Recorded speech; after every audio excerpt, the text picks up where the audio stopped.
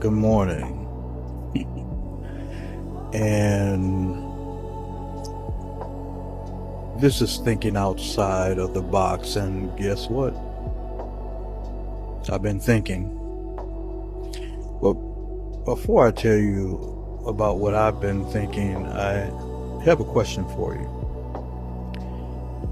And this may be relatable to some, and to others it may not be, but let me ask you this question.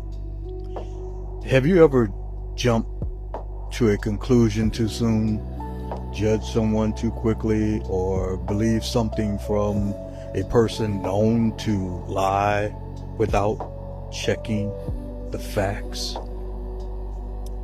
If we're all honest, most of us have. And it's not because we're careless, but because our minds love shortcuts. So let me tell you a quick story. Because I'm a person like that. Let me just be honest. I'm going to talk about me. I'm going to love on me hard. And while I love on me hard, is it okay if I love on you hard as well? You know, I've made the same mistake again and again.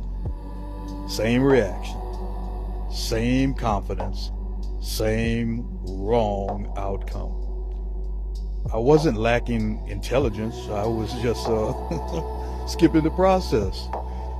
So instead of trying to think harder, I have been intentional, and I've been more committed to 3 small habits, 3 simple things, enough to repeat, strong enough to sharpen my critical thinking skills. Because if you haven't noticed, that's the journey I'm on. I am really working on my critical thinking skills.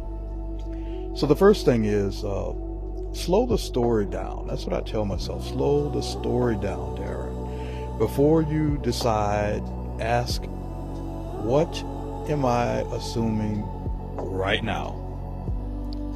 Because here's what I know. Assumptions, they feel like the truth until you question them.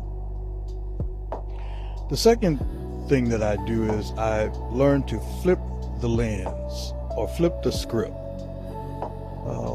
I ask myself, and I would encourage you to do the same, what if the opposite were true? What I'm thinking right now, what if the opposite were true? And it's not to confuse yourself, but to expose blind spots you didn't know you had. The third thing that I do is I check the source. It's important. You got to check your source. And I usually say to people, when you hear information from individuals, you should always consider the source. Is this believable? What are the facts? We're not talking about opinions. What are the facts? Because facts don't fear inspection. Lies do.